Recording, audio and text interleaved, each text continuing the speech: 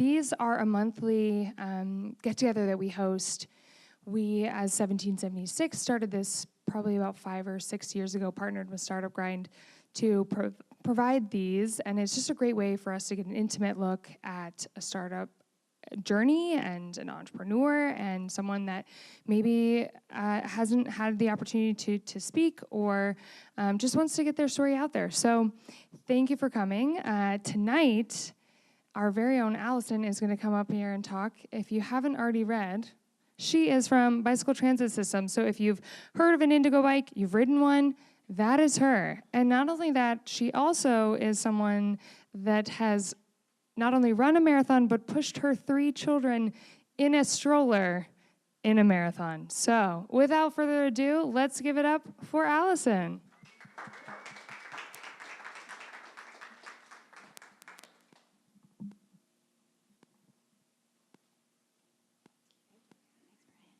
Thank you, Mariah.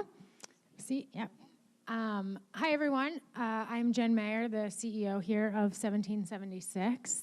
Thank you all for being here with us tonight. I know the weather's beautiful, so everybody wants to just kind of sit out in parks right now and enjoy the nice weather.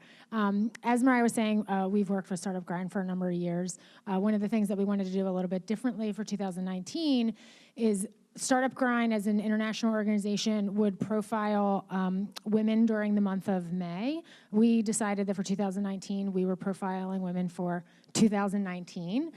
So this is our 5th interview, also during the month of May. So we're really excited that Alison could join us tonight. And professionally, I think she's an amazing aspiration for me, also personally, because we share somewhat of a crazy mind in the way we look at races and pushing small humans during them, which I'll share as well. So that's we're just going to keep it conversational tonight, and we'll share a little bit about her personal background and of course running, because I like to talk about that, and professionally as well, and what she's done for the city of Philadelphia and some other really major markets as well. And then we'll reserve some time at the end for question and answer. So I'll keep an eye on the clock, and I'm sure my team will wave and scream at me when we just keep chatting, which tends to happen. But so we'll have some time at the end, and then we'll have some networking time so everybody can get some more food and drinks as well. So Alison, thank you so much for being here with us tonight. Yeah, thanks for having me, and thanks everyone for coming on this beautiful election night. Really appreciate it. So I want to kind of go way back to start with, and Philadelphia is a special place to you because you grew up here. So talk a little bit about your childhood, what it was like to grow up here, you know, what you thought you were going to be when you grew up. It's never a straight road to the position that people ends up in today. So I always like to kind of hear the winding road story as well. Yeah, sure. Everyone has their own story, and it could go on for hours, so I won't do that version of it. But I grew up in Lower Merion. Both my parents were professors, so I'm an academic brat, and I was always very into sports. So at LM, I played 5 sports and 13 varsity letters, and I went to University of Virginia and played tennis at UVA, and I was a physics major. So I've always been someone who likes to have at least 2 or 3 major things going on and juggling. And when I finished, as I got towards the end of college, tennis was going great. I was playing #1 at UVA, and I was top 30 in the country. And tennis was one of the only sports that one could, as a woman at that time, one could pursue professionally. The WNBA didn't exist. I was on the first girls soccer team at LM, so there was no potential soccer. I decided to give a shot at the Pro Tour. So I spent the 3 years after college. I came back here to Philly. I lived in Huber Street in a mother-in-law's apartment to a house my brother was redeveloping north of Fairmount. And I biked over to Penn every day and traveled internationally. I got ranked up to 400 in the world in singles and 300 in doubles. And when you ask, like, sort of growing up what I wanted to be, I always had this aspiration of being an astronaut. That was something that I always held out, and I had this vision of myself being a Rhodes Scholar. I think being an academic and an athlete and doing well at a bunch of things, I thought I was going to be a Rhodes Scholar. So I played tennis for a few years. In some winter, which is sort of a low season, online existed then, so I looked online, and I had past the age that I could apply to be a Rhodes Scholar. And that was something that freaked me out. It was the first, I'd always approached things as what could keep open the most opportunity for me. And I'm really privileged to even have done any of these things. Being a white person in our society, growing up with academic, involved parents. I mean, such a huge privilege to even be saying this. But I viewed the world as, everything. I could do anything. And so at that point, I was 22, and actually maybe 24, and I said, well, I love this tennis thing. I'm 400 in the world. If I could make it to the Grand Slams and be top 50, I'd invest anything. But if I became 200, would anyone really care? Would I really care? And so I made the decision then that it wasn't worth spending my 20s traveling around playing some more tennis. So I decided to stop playing on a tour.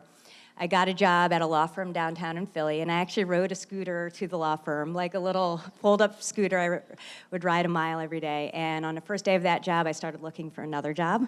It was like going from traveling the world, being a pro tennis player, and occasionally I would go out and have a beer, and someone would say, what do you do? You're a professional tennis player. And eyes would be wide. It would be a great conversation starter. And then a week later, what do?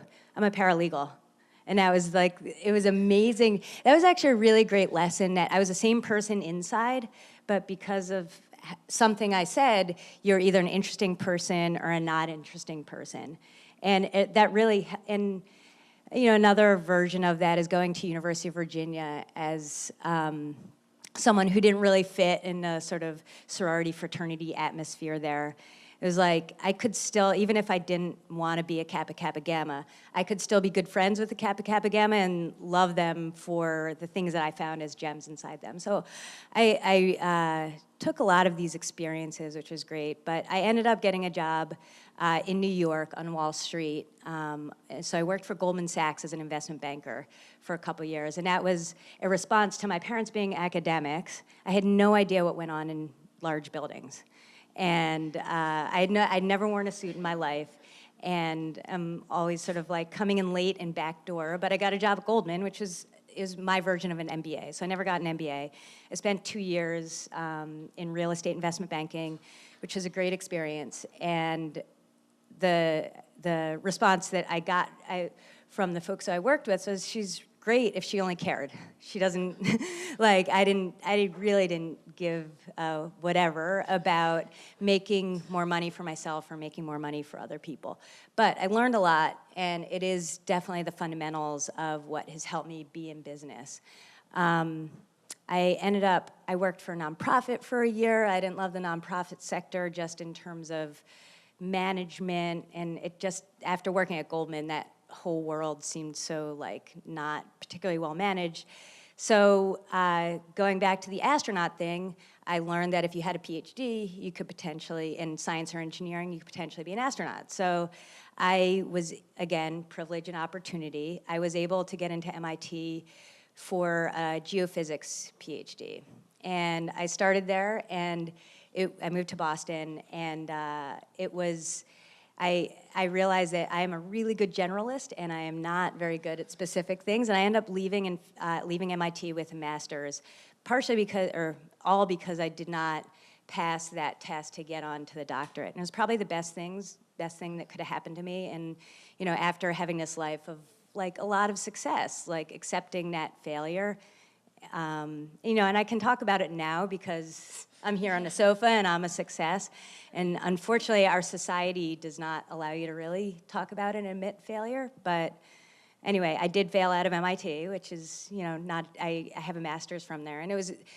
But that was also on a path to entrepreneurship. I ended up getting a job in environmental consulting. So after doing for-profit, nonprofit, environmental, I knew I wanted to be in a for-profit environment working on something environmental.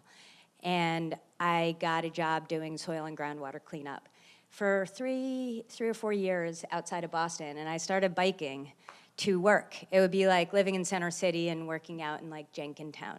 So I'd bike to the train station, put my bike on the train, and it wasn't for any cause. It just never crossed my mind to drive to work. and I would ride the last mile, be that weird person showering because no one else did this, and then I'd ride 13 miles home. And I love this, like, I don't know, it's always cool, this multimodal type thing where you can fit pieces of the puzzle together. And this was around, yeah, interestingly, I think around 2006 or so, I actually interviewed for a sustainability job at Google. And I was like one of the final candidates, and they said no. And I was like, okay, I gotta reframe, I'm here, I'm in it. I have a 9-to-5 job, it's not super intense. I had met my wife and in Boston, and we had gotten married, and she started an MBA. So at Babson, which is entrepreneurship, like can save the world. And so I hung out around there a little bit, and everything is about entrepreneurship. And I was bored at 5 o'clock, and she was working 24/7. And the Paris bike share system, Veilib, launched in 2007. And I read about that. And I said, I wonder what is going on in the US. Is anyone thinking about bringing bike share to the US? And that was massive. That was 10,000 bikes. Now, bike share had been going on for a good 10 years or so in Europe, but this was the big splash that made it go international. And so going back to MIT, I was in East Cambridge, which has a GDP, like if you take East Cambridge is like an understated version of Silicon Valley. There are so many startups and a culture of entrepreneurship. So I just started, again, privilege and networks through this MIT thing. I started talking to people at Bikeshare. And I just started talking to people, and every conversation led to another conversation. And I ran into an MIT alum who had actually a space very similar to 1776. This was 10 years ago or so. And it was actually a vertical building like this, and in the basement, he had put 10 bikes for his tenants to be able to use. And he could not find anyone who wanted to maintain those bikes. A bike shop did not want to come to the space, and so he had a full-time salaried person taking bikes over to the bike shop, and he said, well, if you want to start a business to maintain these bikes, I'll hire you. And to me, that was like enough to get going. So I still had my full-time job, and I started a company called Blue Bike, and the only requirement was I had 2 O's, so the logo could have a bicycle. And my concept, so Europe had gotten started, it was somewhat publicly subsidized. And I was like, this is America, we don't subsidize things. And this is gonna be a privatized business model. And how I'm gonna do it is provide very low tech, single point bike share for employers, generate some revenue. There was like 10 bikes, so I think I charged maybe $1,000 a year per bike. So get a few contracts. This guy was also the landlord for Google in Cambridge. And there were like major real estate companies and developers and tech companies who wanted to talk to me. And I found that really fascinating because I was just this person with like, I did get a little space, probably, you know, a quarter the size of this room to maintain the bikes. But there was something special about bike share that was like getting into the offices of these major corporations. I ended up only having like 2 contracts with that company, but I became the bike share guru in Boston. And I had made contact with a company in Montreal. It was like the first website they put out is called publicbikesystem.com. So I was just calling anyone. And it turns out that company was funded by the city of Montreal, and they put down the first solar-powered bike share system in the US in 2009. And then the city of Boston they were one of the first cities to get interested in doing a city-led bike share system. So I had been working on this privatized business model, but I was a bike share guru.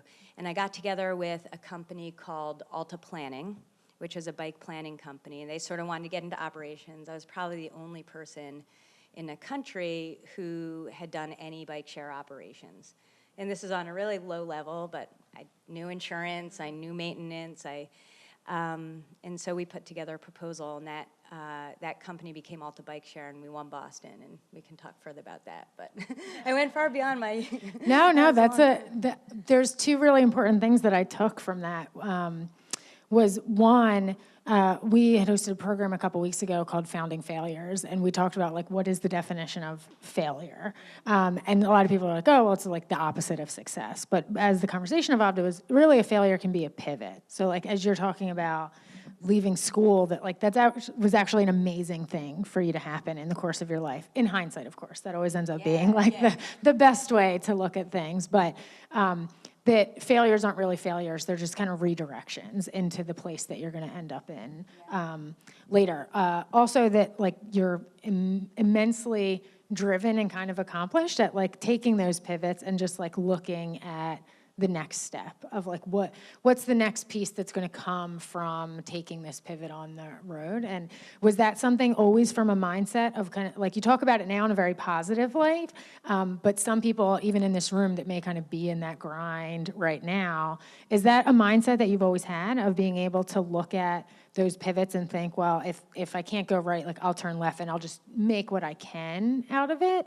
Or, you know, how do you balance those struggles? Yeah, I mean, I think there's two pieces. Like in the 4 careers that I had before bike share, I always viewed it like if someone was interviewing me for a job, like they would look at this resume and be like, what the F is this? I was thinking through your story, like, at what point did the physics degree come into the... Well, no, but it opened up, it kept open every opportunity, and I actually chose physics because I was like, well, I might want to go to grad school in English or something, and you can do that with a physics degree. If you get out of science, you can't go back in. Mm-hmm.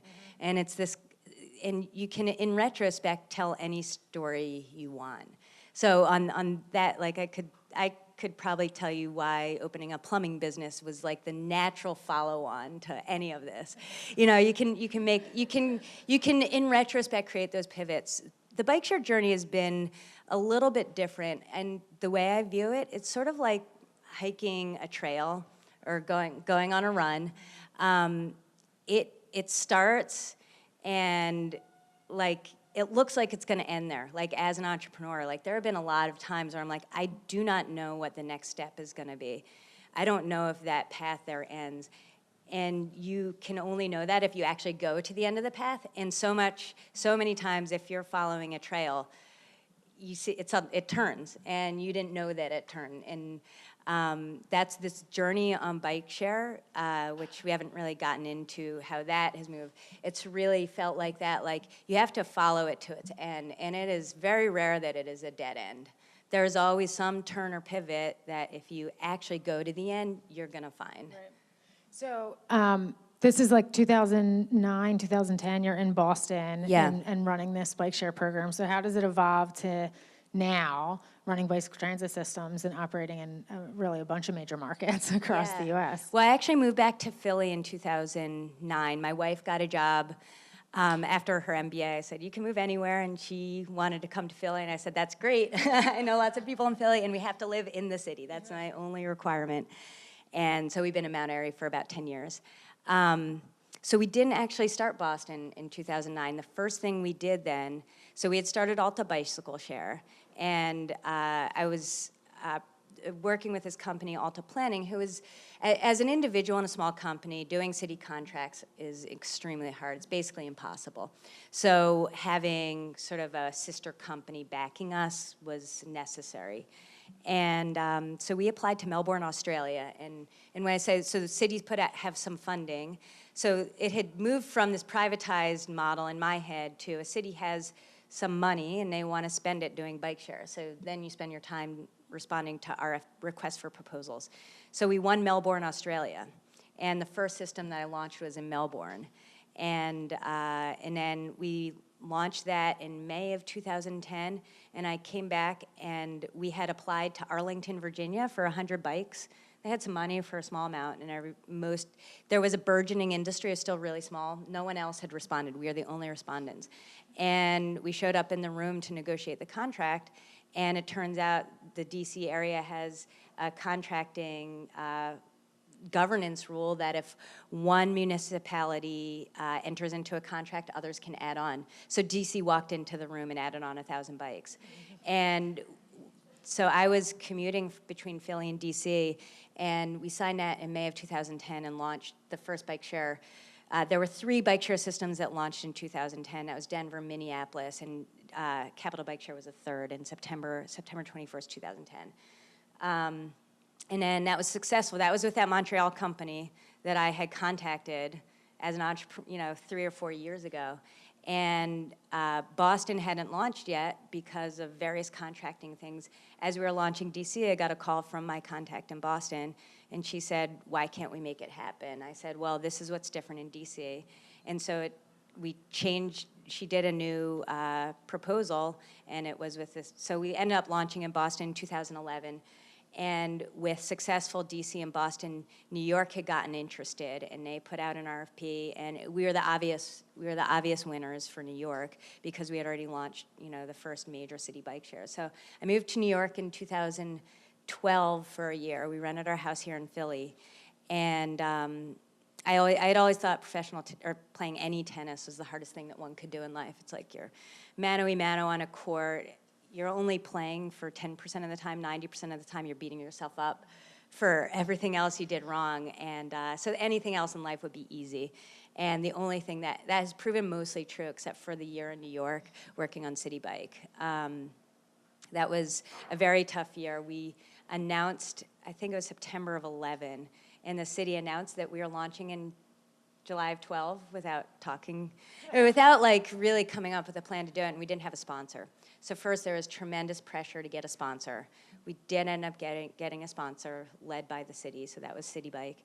And we got the contracting in place, but then there were technology issues in the background, and that launch got delayed from 2012 till later in 2013. And the whole thing was incredibly stressful. And I was only a small owner of that company, and I didn't have control about how we responded to that and some other issues. So I ended up leaving Alta, and I was also pregnant with my first child. And I was like, the stress, I was so driven. I really, I still almost close my eyes and I want to touch and feel that moment of launching the New York City bike share system.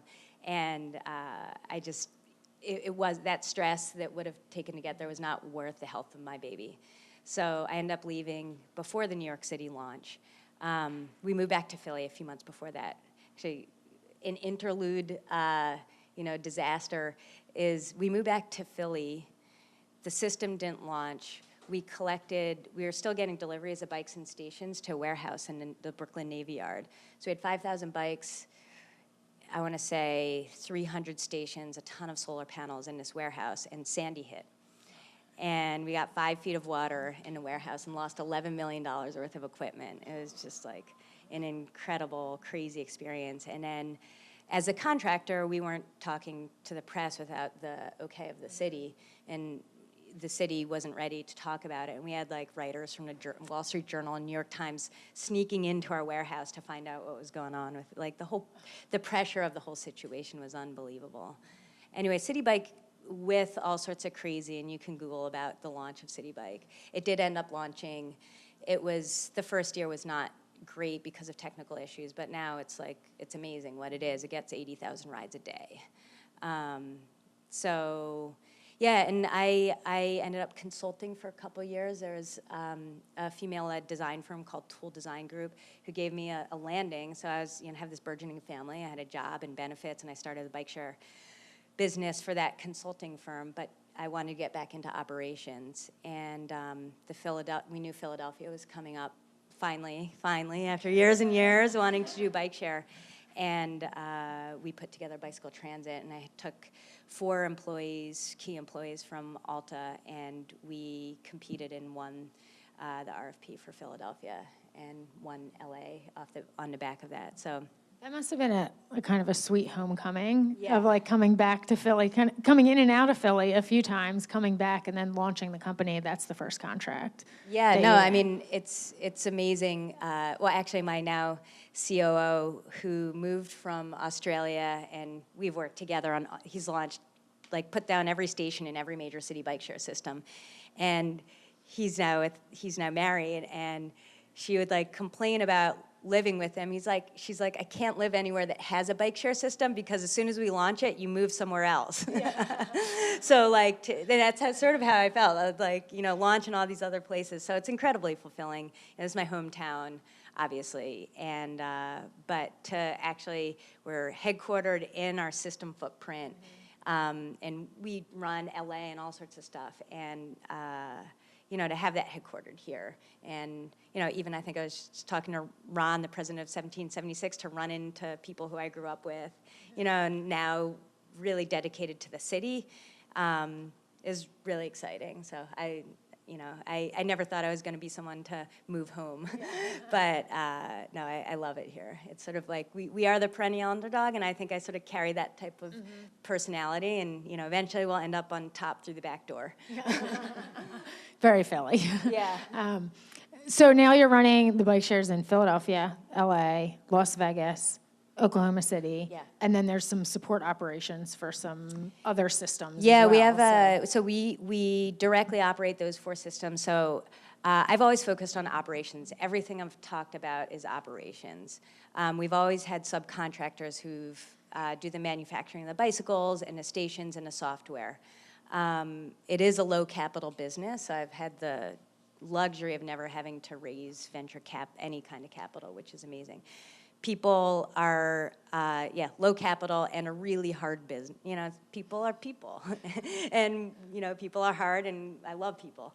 So the operations are taking care of the bikes, taking care of the stations, on-street bicycle maintenance, brand ambassadors, marketing, customer service. So all of those are direct employees of Bike Transit in those 4 cities. And then we have a 365 call center for about 12 more bike share systems based up here in Philadelphia. So it's really cool. I'd eventually love to grow that sort of outsourced service and have it based here in Philly.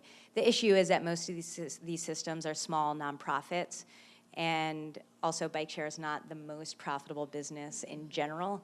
So there's not a lot of money to be thrown around for these kinds of things, but it's cool to have at least incubated that type of business here. I'd love to talk about the business model more, because there's different ways that it's operating in different places, or has been in the past. You touched on how it had started in Paris, and there's this privatized system and then subsidized systems.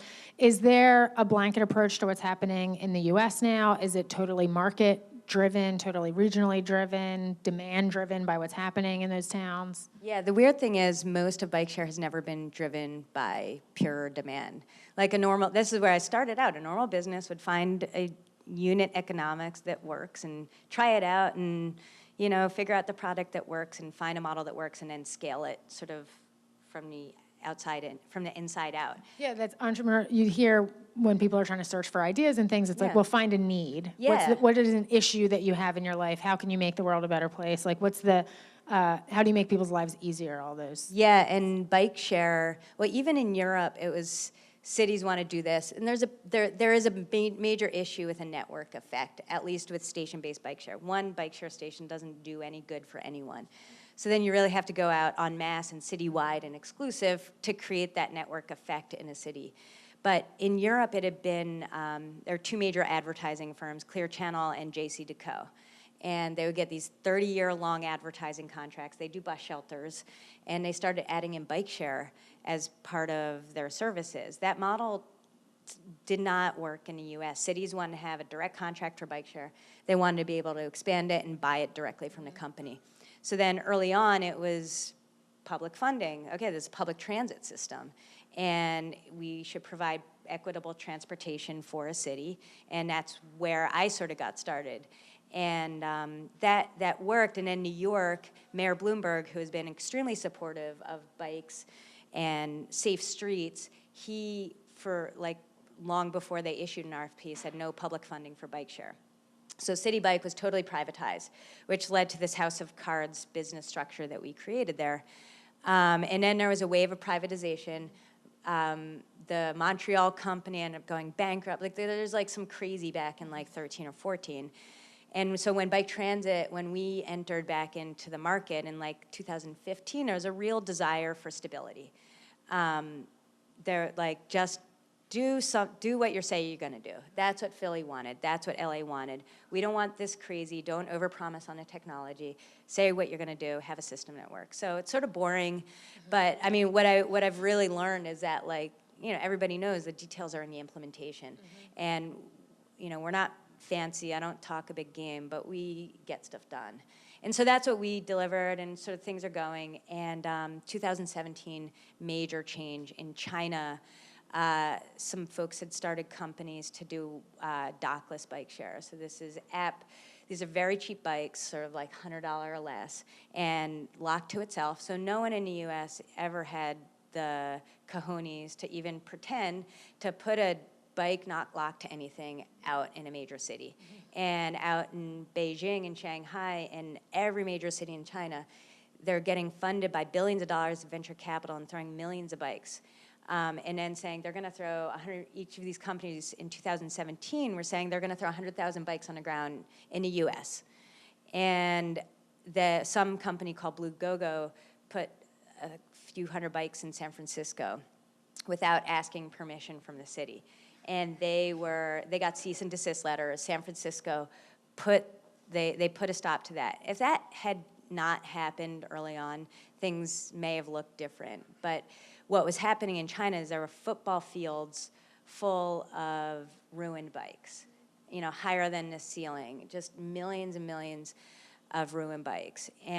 But there were some American venture capitalists that had invested in the Chinese. They were saying the unit economics work, and here we are. I've been doing bike share for 10 years, and bike share doesn't make it.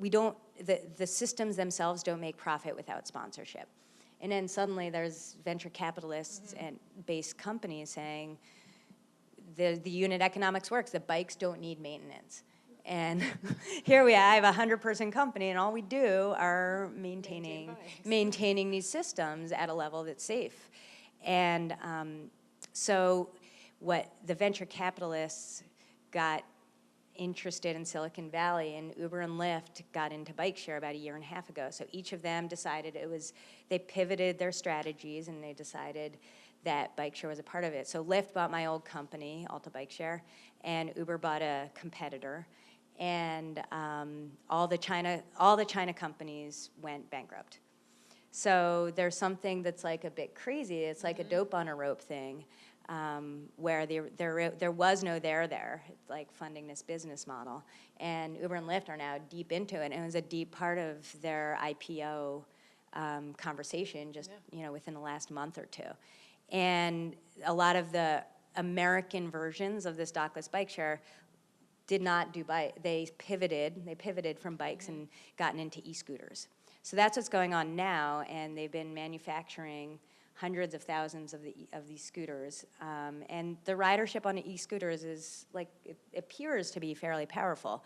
The business model is not there. They don't make money. They're absolutely VC backed. But there certainly is the city bike share systems are named something different in every city. Some of them are privatized, some of them are public, some of them are nonprofit, and then on top of it, you add these privatized dockless e-scooters or Uber or Lyft bike shares, and it's sort of all over the place. And the story has yet to be written. Yeah, and that's the segue I was going to run to, was where we are with the scooter industry. Yeah. You don't see them on Philadelphia streets yet because there's some regulatory prohibitions. But I also go down to D.C. a bunch now.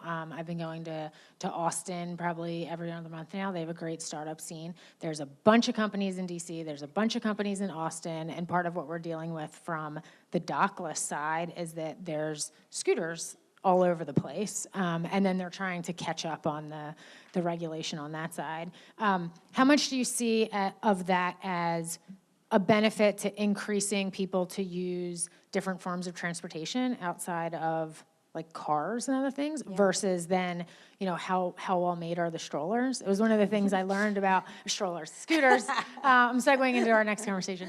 One of the things that we had talked about was I wouldn't have even thought about the quality of the bikes that have to be part of a rideshare system versus a bike that you may just buy because you're going to use it as your commuting bike on a daily basis. Do you see that applying to the scooter system as well, and how it works with the dock? Basically, I think most of the scooter systems, if not all of them, are really dockless. That you can put them in and out of anywhere. Yeah. I mean, so starting with the bike quality question, I mean, the bike share bikes from the very beginning have been manufactured to be theft and vandal proof. The frame metal is like a 1/4 inch thick. And I mean, they weigh 40 or 50 pounds. If they're on the street 24/7, 365, and the best the best thing to beat up is anything you rent. So these things have to be both, vandal and theft proof from the rider perspective. the station-based model also allows it to be vandal and theft-proof from the rest of the 90 whatever percent of the population who don't ride. And so, you know, early on in Boston, I mean, I've always like really believed that every cable on a bike needs to be covered. And there was like a half an inch of brake cable that was exposed on the back wheel early on in Boston, and someone went and sliced all 50 of them while it was in the station. So I've always, you know, from a safety perspective, I've always really felt, so the Chinese dockless stuff, they're just $100 off the shelf bikes, and they just get ruined quickly. And so like from an environmental and a safety standpoint, just didn't feel right. So the scooters that have been rolled out are basically consumer grade scooters. And there are studies that show they're like 28-day life cycles, and they have electric batteries on them. And as someone who did environmental consulting and understands like water contamination, this makes me sick. I mean, bikes in a river are one thing. I already thought that was horrible, like to see these shared bikes. Like people like to throw bikes in a river, it turns out. Like everywhere you go, like bike share has failed because people throw bikes in rivers.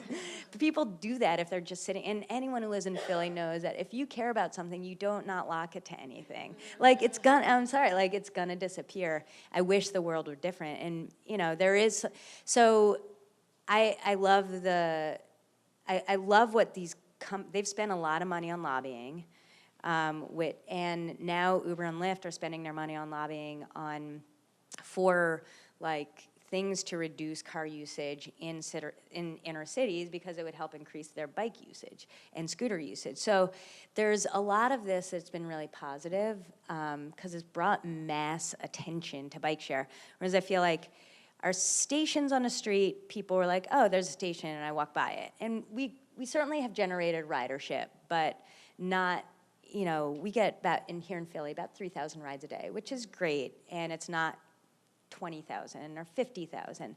And so they've really brought mass attention just by doing stuff so en masse, and anything that moves people away from the car.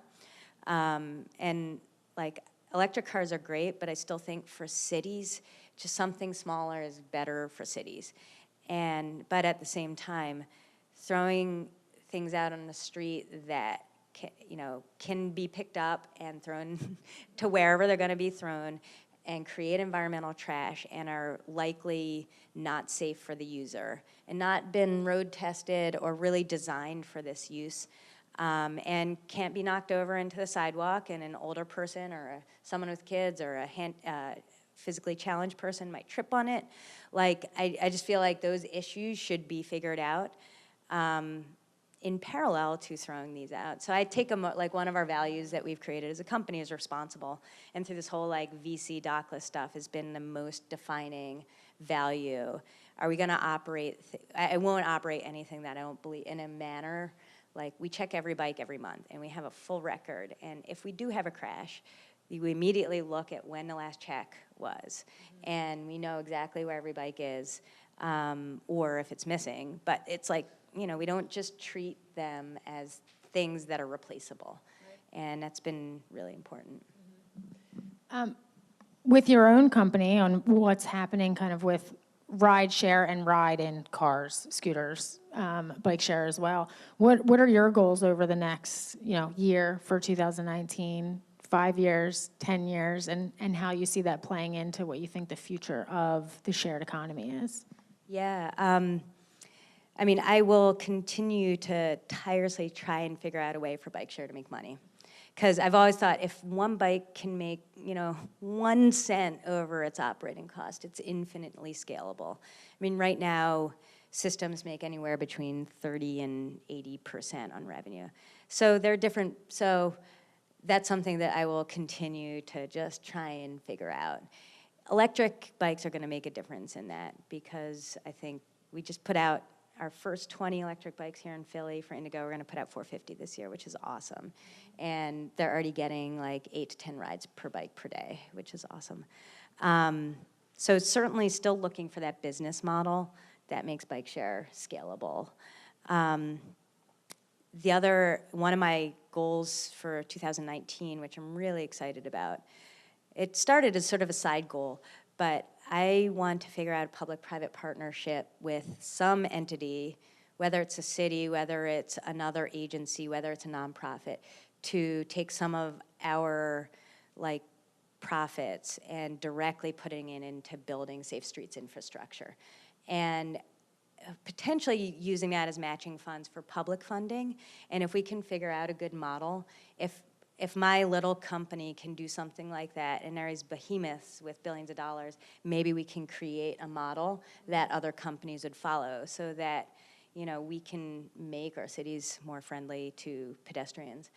And the other thing which I'm excited about, I don't know whether, you know, I think it's been, the whole ride-hailing world has brought to attention how valuable our curb space is in dense inner cities, and part of that issue is freight delivery, Amazon's, you know, other so I'm really interested in looking into electric bikes. And, you know, again, we do operations, so we have people doing maintenance and riding cargo electric bikes around the city. Can we find a last mile freight delivery solution that can help, you know, and again, there's so much of that going on, and to help our cities and obviously be more environmentally friendly. So those are some of the things that like I'm really excited about pursuing right now. Lofty goals, Yeah. in some ways. Which kind of actually transitions all to one of the things I want to touch on the personal life, is to share a story with all of you for how I first knew of Alison, although I didn't actually meet her until a long time later. I had been a runner my whole life, so when I had kids, I just started kind of taking them along for things. With running with them all the time, I ran a 5K with them, and then I ran a 10K, and I wanted to build up to run a half marathon, which I thought was a really big deal, to run a half marathon pushing both my kids in a stroller. I'm originally from New Jersey, so I was going to do it at the Atlantic City Half Marathon.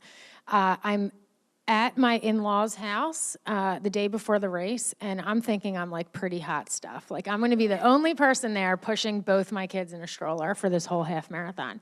And my mother-in-law's like, did you see the newspaper today?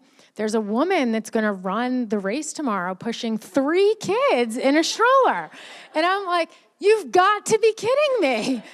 And she's going to attempt to break a Guinness World Record for being the fastest woman to ever push 3 kids in a stroller. And I'm like, great, that sounds awesome. I'll just be the lady with 2 kids. To make matters worse, the end of the race was kind of like a U. So it was like at mile 8, you kind of pass the finish line and have to go up. Maybe it was 10. Let's make my story sound better. Maybe it was mile 10. So I'll go on this U, and then you come back to the finish line. As I'm like on my way out on the U, I hear them announcing at the finish line, like, the Guinness Book of World Record is now broken. And I'm like, and she's like 30 minutes ahead of me.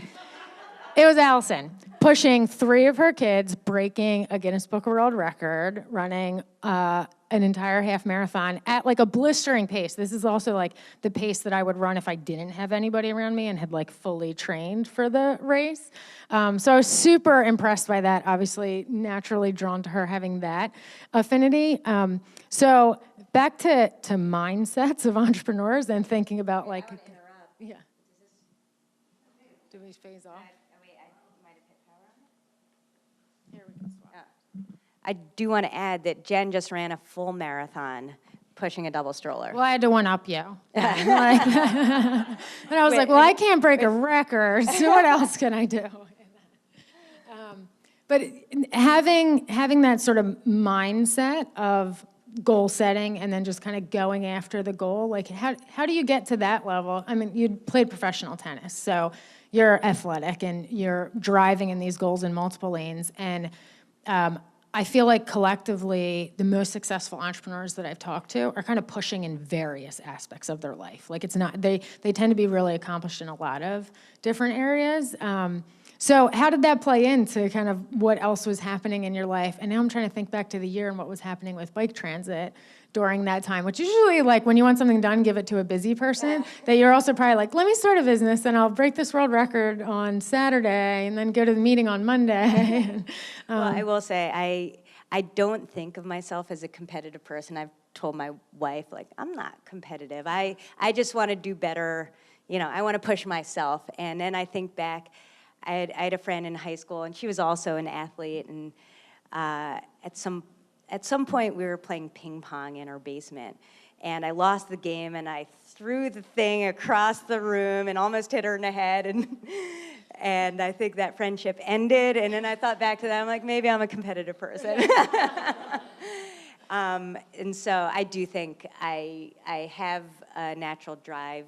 I mean, thankfully, I don't think it's ever gotten too unhealthy. And I think some people... Aside from that one ping pong incident. Yeah, exactly. No, I think some people can be competitive to the death and, you know, ruin relationships. And I don't have that. But I think I feel, even when I started Bike Share, I was like, I have a 9-to-5 job. What am I doing at 5 o'clock? Like, I don't know. I think it's sort of ingrained in me I always need to be like, you know, pushing, or like, you know, things are directional, and I don't like that circular, like I'm just doing a gerbil wheel. Like, I want to feel like I'm going in a direction, and I want to feel like that direction has some integrity with the values in my life. As you know, right now, I think, let's see, we decided to move across the street, so I'm trying to sell a house and buy another house, and we're moving my kids' school because that fits in with our values of our family more. And I'm probably going to have to, the Philadelphia system, we're going to have to recompete for it in the next year. And so there's like, and that enlivens me. Like, it makes me really excited when there's all sorts of stuff going on. So I have one final question before we open it up to Q&A, so everybody can start thinking of all their burning questions. How did it come to the point that you decided with your non-competitive self to want to go break a Guinness World Record? Like, specifically in that race with all 3 kids, it was sort of like, you know, yeah, well, just wake up one day? No, I'll actually credit our mutual friend, which is how we connected, is Kara Smalls, who is now head of Philly Startup Leader. She was marketing manager for Indigo. And at some point, I birthed our first child, and my wife birthed our twins. And so while my wife was pregnant with twins, she can't do anything. So like running with a stroller was the best child care workout, like multitasking thing. So I started running all the time. The first thing I did when we learned it was twins, I bought a double stroller. So that was already like part of our, you know, the thing. And that's how we worked as a family, is like my wife would take the older kid to the art museum, and I'd run downtown and meet them, and the kids would get the nap, all that kind of stuff. And Kiara knew this, and she at some point sent me an article about someone breaking some world record pushing a stroller. And so it got me working, and then I had decided, it was the spring of 16, the kids were 2 and 1 and 1 or something like that. I was like, okay, maybe I can, and I looked, maybe I can set the world record for the double stroller full marathon. And I looked for races to accept us, and finding a race that wants a stroller in it from an insurance standpoint is really hard. Then the summer came, there are no marathons in the summer, the kids get bigger, I'm like, oh my gosh, how many pounds am I gonna be pushing? So I sort of gave up, and then like after dinner, I went for a short run one night that fall. I think sleep finally was good for like a month. Any parents here, you know, having kids, like sleep stinks. Sleep was good for a month, I ran really well. And then later in the night, I'm on the floor of my kid's room, you know, helping to soothe her, and I'm like, why am I only including 2 of the kids? Why don't I include 3 of the kids? And why am I only focusing on the full when I should focus on a half? So then I was like, I can still do the half. And then I was looking for a half that would accept us, that was relatively flat. And that was the Atlantic City race.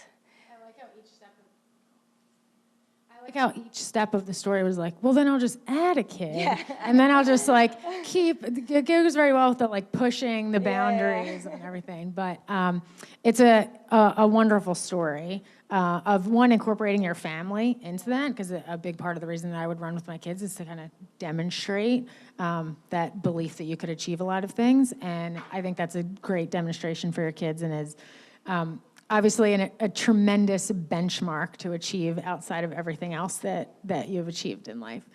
So I wanted to make sure that we shared that personal story too. But with that, I will start handing the microphone around. I'll give it to Mariah, and she can bring it around for anybody that has questions.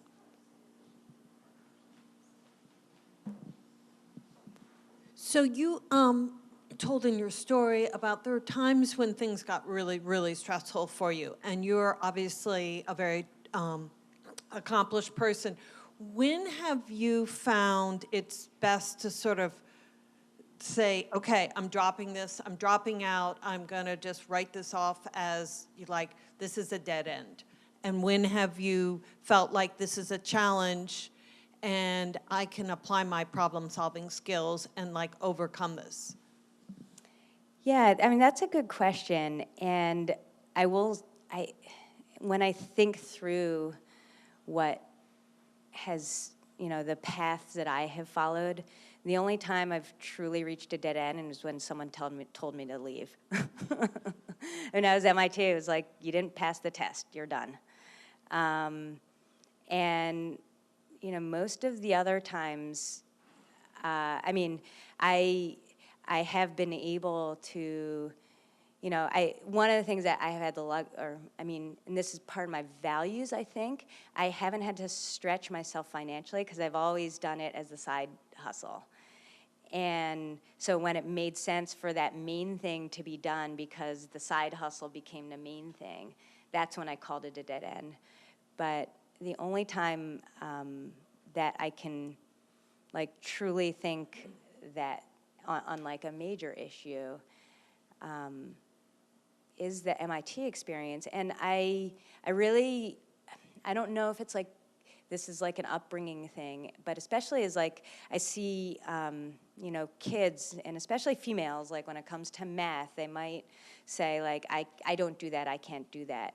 And the problem solving, especially in like math type things, and just that what you just said, and believing that there's this thing and you can always find the steps to make it happen. I read What Color's Your Parachute like pretty early on, and I love the concept that like if you want to meet Madonna, you can meet Madonna.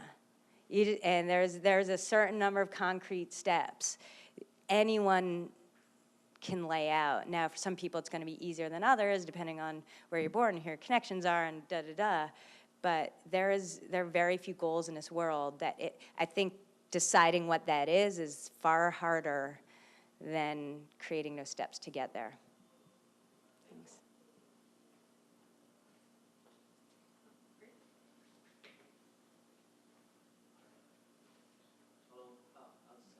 You touched upon environmental impact of batteries, right? Yeah. And then you also mentioned that you are incorporating some of the electric ones. How are you finding balance, or how bad is the impact of batteries in this? Yeah, my main issue with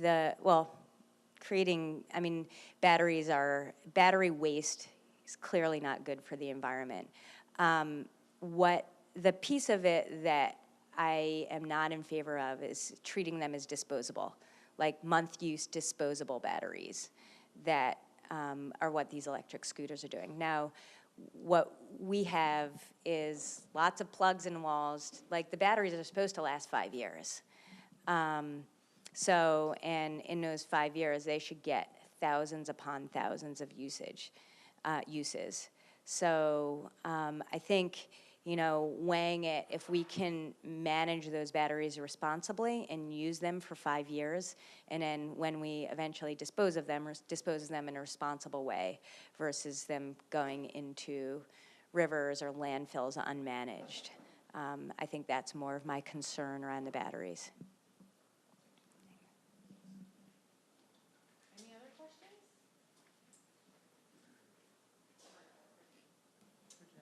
That's fine, not a problem. Just out of curiosity, has your company talked about, with upcoming proposals and launches, like the feasibility of including helmets or more like rider protection with these share bikes? Because I understand there's a safety issue, but then there's also like a cleanliness issue. So I was just more curious. Yeah, no, this is the endless question about bike share. It's funny, when my wife and we took our honeymoon in Paris in 2007. It was a work honeymoon, so I could see the Paris bike share. And we rode around in the winter, and we didn't bring helmets since we rode around. And then at some point, she would come down to DC, and she wouldn't bring a helmet. So her association with bike share is riding without a helmet. But helmets are a vexing issue. Early on in Australia, that first bike share system that we have, helmets are mandatory. So we actually created a helmet vending machine, and there was some public funding that helped subsidize. So there were $5 Melbourne bike share helmets, and you could get them out of a vending machine, and you could return them at a 7-Eleven, and part of our operations was to pick them up and clean them and put them back in the vending machine. And I mean, to the extent that people wore helmets, it was like, it got out a lot, but it also cost a lot of money. So so there are a couple issues. Number one, street space is already extremely valuable. So adding like some vending machine or some method. Seattle also has a mandatory helmet law, so they had some boxes with free helmets. But then theoretically, like, you're gonna pay for it the best, and you want it to be secure and things not just to disappear, it should be that same, you know, you swipe your credit card, you get a bike for $1 or whatever, whatever the cost is, or $10 a day. And it's mostly the day use users who might not bring their helmets. But then you need the helmet to be at a price point that makes sense for that ride or day. And there are very few helmets on the market that are less than $30 or $40. And the operations on a bike share already doesn't make money, so then you start doing helmet operations on something that doesn't make money, and it makes it make less money. So then there's a potential of foldable helmets, and there have been a million startups doing foldable helmets, and there have been very few that have passed the like official safety. Like, there's a Swedish one that like, it looks cool around your neck and it explodes over your head, and it looks really cool, and it costs $400. And most of these foldable things or compact or better looking things are $100 or greater price point. So it's really hard. Like, how do you create that sort of, you only need it if you're just gonna use it for transportation, which is what bike share is made for. So it's been a vexing issue. But, and I'm talking for a long time about this, the safety record on bike share itself has been phenomenal. In probably 100 million trips in the US over 10 years, there have been 3 deaths. And not that any deaths are okay, but on a rate of like even regular cycling, it's better. I think the bikes are heavy, so people aren't zooming on them. They're not weaving in and out of traffic. It's upright, and they have lights on them, and so people are visible. So there certainly are injuries, but it hasn't, I think it probably keeps people from riding, but in terms of the safety of people who are already riding, it hasn't been a huge issue.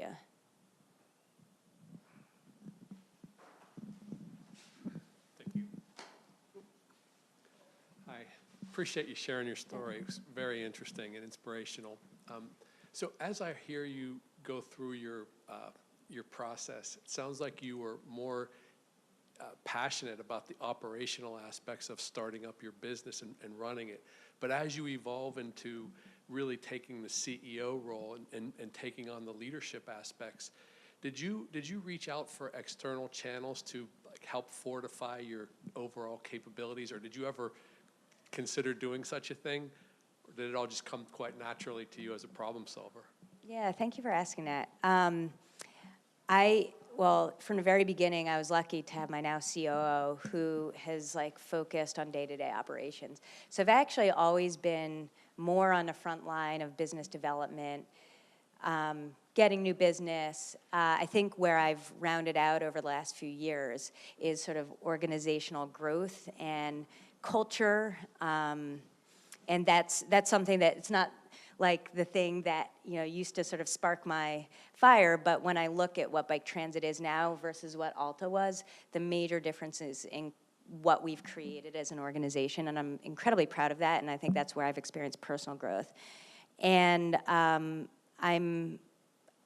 think I probably have an overdose of self-confidence, and that I have not really done, I've taken in a ton of tidbits from lots and lots of different people, and, you know, voluntary inspiration. Like, I think I like to like figure out who are going to be those inspirations, and I have not had sort of like that ongoing sort of mentor. I haven't reached out to folks, and I think there have been, you know, I've heard from people who I work with what are my weaknesses, and I've taken that and internalized them and tried to fill them in naturally. I don't know, it's never been, I go to a book versus a person.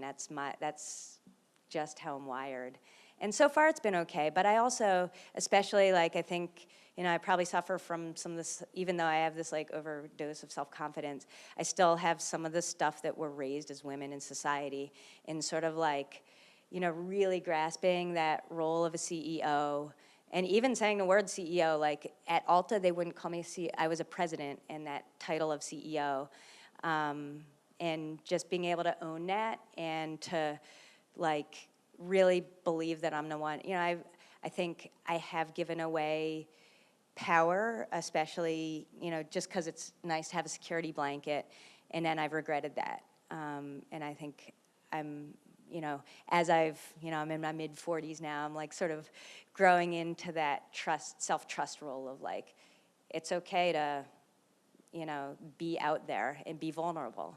And I think of, watch the Brene Brown stuff, but I think that concept of getting out there and being vulnerable, and every single basketball shot started with someone trying it. And like Kobe Bryant missed probably more than 50% of his shots, but all you hear about are the ones he made. And, I know from being an athlete, like you lose so much more than you win. And only the external people recognize the wins, but, internally you have to learn from all of that. So I have not looked externally all that much. Appreciate that.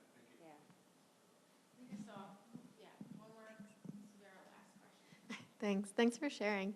I was a Hubway subscriber in Oh, nice. Boston. That's where I learned to commute in the city, and now I use Indigo here. That's awesome. I was wondering how you think Philly's doing in terms of like bike legislation stuff. I know a lot's going on, and like, are there particular things you think Philly could improve or hope they improve? Yeah, there was an explosion in Philly in cycling.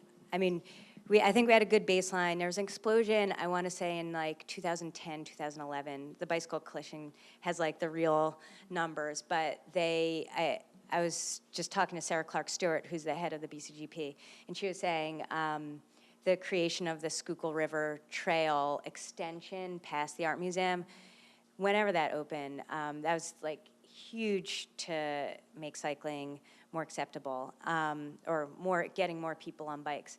There's been, under Rhina Cutler, like right when we started Indigo, put Spruce and Pine Street bike lanes. The infrastructure part is just huge. And it's both, I think the mode share for cycling as well as the infrastructure growth has stalled a bit in the past couple years. And I mean, this is where I can't be an advocate. Like, I'm obviously like a huge advocate, but I also am a contractor for the city. So we're not out there saying like, put more bike lanes in. Like, they know that. And I know that people are working on it and they really want it to make it happen. But really, I mean, I think what was really cool about the New York experience, I worked directly with Jeanette Sada-Khan for a good year. And she was a person who turned Times Square into a picnic area. And under Mayor Bloomberg, and watching all these bike shares launch, what I saw that it really took was a mayor who supported it and was willing to take some bruises, and some passionate leader in the staff to like do all the hard work to make it happen. It was Nicole Friedman in Boston, it was Jeanette in New York, here in Philly it's Aaron Ritz. I think so seeing in what happened in New York, they did amazing stuff. They put a bike lane all down Broadway, and they took a lot of political bruises for it. They were willing to step out, and then the rest of the country just like worshipped Bloomberg and Jeanette because of what they did. And there's this like loose network of cities, and I think she's created NACTO, which is the National Association of City Transportation Organizations, and to try and get that. But ever since then, there hasn't been a mayoral level politician who's really willing to go out on a limb for that. And I mean, I think Mayor Nutter started Indigo. Mayor Kenny, they've been supportive, but I mean, even like here in the Rittenhouse Square area, we can barely get an Indigo station around here.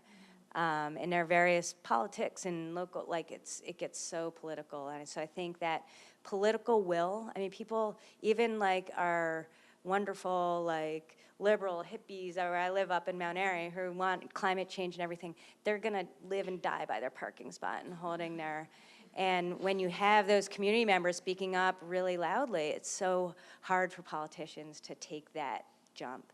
So it's been a bit of a stall. I'm hoping, we'll see. I'm assuming Mayor Kenny will get reelected. Maybe in a second term, he'll be more willing to go out on a limb and do some more interesting stuff. But I mean, we did get JFK and Market Street bike lanes, which is exciting. But I think, I have 3 little kids, and I love bikes, I love bike lanes, but for me, this is much more about like safer streets.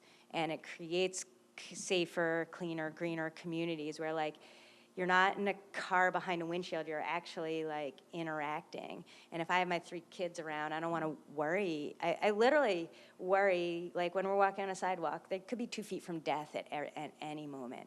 And it's not about biking, it's about making our cities like more livable, more human.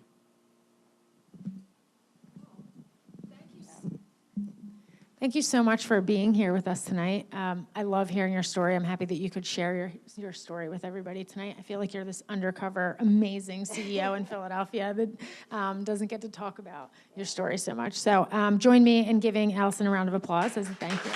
Thank you so much for inviting me, and thanks for coming. I appreciate it. Help yourself to some food and drink, and feel free to hang out for a little bit. Thank you again for being here with us tonight.